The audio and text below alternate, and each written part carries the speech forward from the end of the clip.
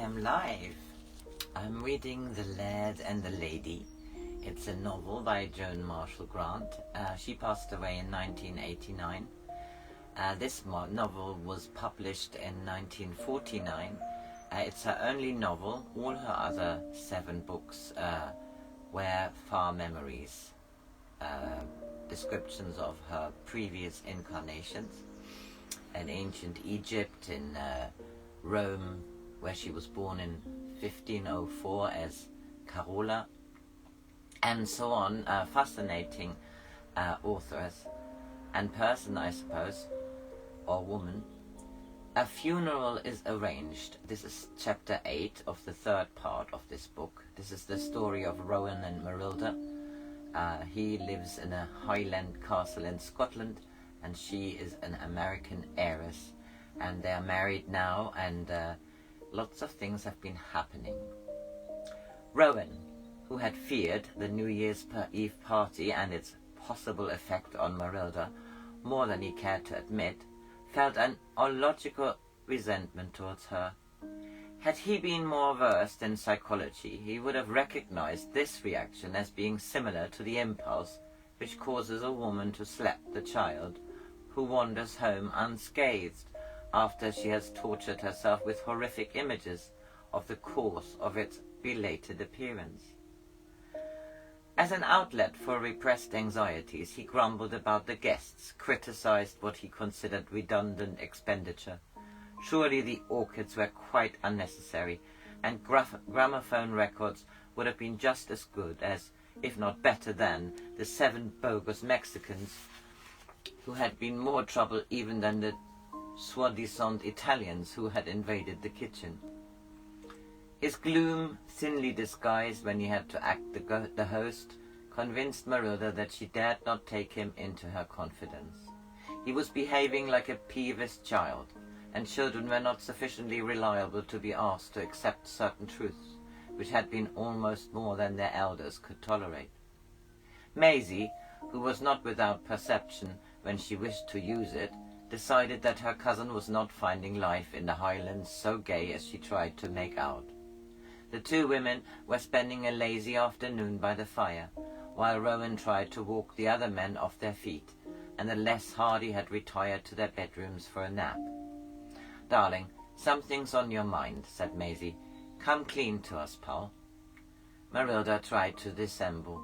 "I was only wondering whether I ordered enough curtain material for one of the spare bedrooms. It's such a bore if there isn't sufficient for pelmets."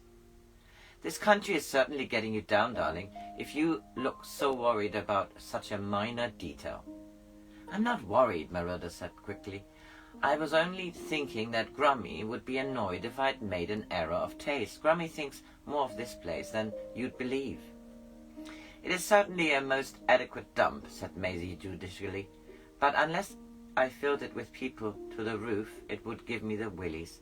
Don't you ever find yourself looking over your shoulder when you go down one of the gloomy corridors? Goodness, I'd hate to be alone here." "It's not haunted," said Marylda with revealing vehemence. "Nonsense, darling. I asked Lord Darwin, and he said it was teeming with spooks. Maybe he was teasing, but I believe he meant what he said." "Alistair was joking. Really, Maisie, you mustn't be so gullible." "Well, there's no cause to get angry, but honestly, when I open a cupboard in this house, I'd never be surprised if a skeleton fell out of it."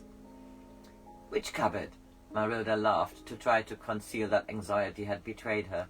"Sorry, but we're a bit touchy about ghosts. Rather a taboo subject in these parts, supposed to frighten the servants." "I don't know about the servants. They're probably hardened to it by now. But as a guest, I can assure you that the thought of those sliding panels that Rowan spoke about last night at dinner scared the pants off me when I woke in the night and heard those damned owls playing banshees. If you hadn't warned me, I would have bet my last dollar that it was a man and not a bird." "Yes, they do make an odd noise. What time did you hear it?" Maisie yawned and took another chocolate from the open box beside her. "It was soon after your maid tucked me into bed, about 1:15, I should think." "Why didn't I hear Hector?" thought Marylda. Or was it only an owl? She picked up a magazine, hoping that Maisie would take the hint and stop asking awkward questions, but Maisie had no intention of being sidetracked. "Can you get that handsome husband of yours to show us some of his secrets? I should adore to crawl along the passages in the walls if he tells me how the doors in the wainscoting work. I could pop in on Henry Byrne and see if he is really such a stuffed shirt as he likes to make out. It's a pity to see all those polo ponies and that lovely place on Long Island going to waste.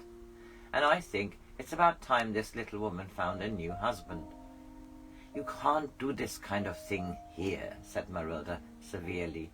"Georgina would be furious, and anyway, there aren't any secret passages." "Well then, why did Rowan tell me about them? Perhaps he's been holding out on you. Don't you tell me that in a castle as old as this, there's no hiding places which are not spoken about loud. Priests' holes and things. Why, I've seen plenty when I was doing that cultural tour with Mama when we were over here before the war." Marylda looked at Maisie, who was placidly selecting a piece of candy from the lower layer, and wondered what the reaction would be if her cousin could read her mind. There was not only a secret room in Cloud, but in it was the body of their aunt who had been murdered by her grandfather-in-law. If only Maisie were more discreet, they could look for the room this afternoon instead of waiting until the house party dispersed on Monday. She knew it was entered from the old nursery, and that the steps led down from a square opening in the floor close to the fireplace. But further investigations were impossible until she could get Duncan to help her move Emilie's wardrobe, and it need not be done until she had decided how to dispose of the body. But she must refuse to allow herself to think of Emilie until last night's experience faded a little. Duncan had not exaggerated when he said that her efforts on Emilie's behalf were dangerous. She felt resentful that Maisie was unsuitable for a confidant. Bother Maisie, why wouldn't she stop giving candy to the dogs? Angela had been sick in Rowan's dressing room this morning and put him in a bad temper. Or was he jealous of Duncan? Had she been rather too fond of Duncan until she realized it was no more than a hangover from Emilie's desire for Roderick's flattery? "What's the joke?" inquired Maisie. "I was just thinking about hangovers. Some of them have rather odd results." "You're telling me this morning I had a mouth like the inside of a brakeman's glove, and my only New Year resolution was total abstinence. But sturdy forebears came to my rescue, so I crawled downstairs and took a reviver. Apparently it's against the local etiquette to be found swigging whiskey out of a teacup at 10 in the morning, for that butler of yours gave me a look which would have uncurled a hand bandit's moustache." She giggled. "However, I must have got something even without makeup in the dressing gown, for when I went up to my room after lunch I found a little decanter beside my bed." Maisie yawned and settled herself deeper among the cushions. For a few moments there was silence, broken only by the hissing of logs in the Adam fireplace. Then, persistent as a mosquito, she returned to the subject which her hostess most wished to avoid. "I think so dreary of you not to produce some exciting stories about Cloud. What's the use of staying in a stately home if you can't pick up news?" Marylda embarked on the legend of Alice and offered to ask Rowan to show the skull after dinner. "But don't try to be funny about it," she added, "for it definitely comes under the heading of serious subjects." "Have you seen Alice?" "No, and I don't think anyone else has. One can't count visitors in Thunder's time who probably went to bed so tight that a bat would have scared them out of the rest of their wits." "Touché," said Maisie, "but it was the hot punch that got me down." She sighed. "Doesn't even the previous occupant of the skull walk? Even if he can't spare the time to turn up more than one night in the year?" "No, why should he?" "Well, he was murdered. At least I count chopping off a neighbor's head more than playful fun. The murdered never lie easy in their graves, and being kept with the rest of the family plate isn't my idea of comforting burial. You think that could make a difference? Darling, of course. Murderers and suicides always walk unless their bodies are properly dealt with. Don't you remember how fussed the family were when Mama's brother bumped himself? They didn't draw a quiet breath until they'd rigged the verdict as suicide while of unsound mind, so that they could get a clergyman to plant him. She giggled. Personally, I think it would have been rather funny if he'd continued to appear at board meetings and raise hell all round. She was pleased to see that Marylda was at least displaying interest. Suicides used to be buried at crossroads, with a stake through them, just to be on the safe side, but in these days a churchyard seems to do just as well. If it didn't, Wall Street would have been bustling with spooks after the crash, when people were hopping out of windows faster than parachutes in an attack by airborne troops. Until now, Marylda had not made up her mind what should be done with Emilie's body, except that it must be taken out of the house and decently buried in some suitable place where there would be no risk of it being found. But she was forced to agree that this would not be adequate. Emilie must be buried not only in consecrated ground, but with an ordained minister to perform the service. How did one set about? How would one set about finding such a person who would not only share such an unlikely ceremony, but would be able to arrange for the interment?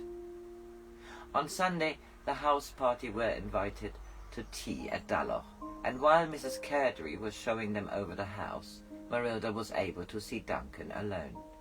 "I've decided that Emilie's body must be given a Christian burial," she announced calmly. "I'm sure this is the first stage of de-spooking Cloud. After we've dealt with her, we can find out what to do about Hector. But I've got enough on my plate at the moment without worrying about stage 2. "First find the body," he suggested, trying to match her mood. "You didn't give us much evidence to work on. We know that the entrance to the little room is close to the fireplace. I saw Hector carry her down." "Cloud's a very solid structure, darling. It would take a pretty fair dollop of explosives to instigate stone walls, most of which are 6 feet thick. Are you sure that you saw the right room? It doesn't seem very likely that they've used it for the nursery." "I'm quite sure. And don't you see that it being a nursery was an added safeguard? Even the most thorough searcher would be put off by a nanny glaring at them, and whoever was hidden in there could be fed from trays taken up to the children. You know the family history. Haven't you any clues?" In one of the old documents there is a reference to the hide, where it is supposed that one of Prince Charles's followers, if not the prince himself, took refuge with the Carderys after Culloden. Rowan and I used to think it must be a secret room, but Georgina says it's only the cave on Ben Dunui. But didn't you try to find it? If not, I consider it shows a lamentable lack of curiosity. We tried to get into the sealed room when we were about 12. Georgina caught us, and she used to wield a very effective cane. She laughed, and this great aunt, the ostrich, spanked him with her hard claw. Poor elephant child. However, I've been doing some measuring, which wasn't too easy while the house was swarming with people, and I can make a fairly accurate guess as to where the hide is located. If I'm right, the walls of the turret stairs are not nearly so thick as they seem, and if the chimney breast is also largely fake, then there is a space unaccounted for, about 8 feet square, perhaps a bit more. On what level? The same as my bedroom. I know there were quite a number of steps because I heard Hector go down them. I wonder if anyone else knew how to open it. Otherwise, it may take us ages to find the secret. A magazine with a picture of the Queen was open on the table. "Duncan, don't talk for a minute. I'm trying to think. Glamis, the secret of Glamis. It's known only to the head of the family, and his eldest son, and to the factor. Who was the factor in Hector's time? No one important now should have heard Georgina speak of him. She ran the estate herself, to save money. But wasn't there someone equivalent? Think, Duncan, think. He laughed. I am thinking, don't rush me. The Cadrys always had a piper. Robbie is the 4th generation of the direct line from father to son. Then Robbie knows. I believe that Robbie knows a lot more than he's ever admitted. He always tries to protect Emilie, because he guessed, even if he wasn't certain, that she never left Cloud. But if he knows the entrance to the hide, she would have told Rowan, and Hamish too, if it comes to that. Oh no, he wouldn't. Not if he knew that there was a chance that by doing so he would betray Hector.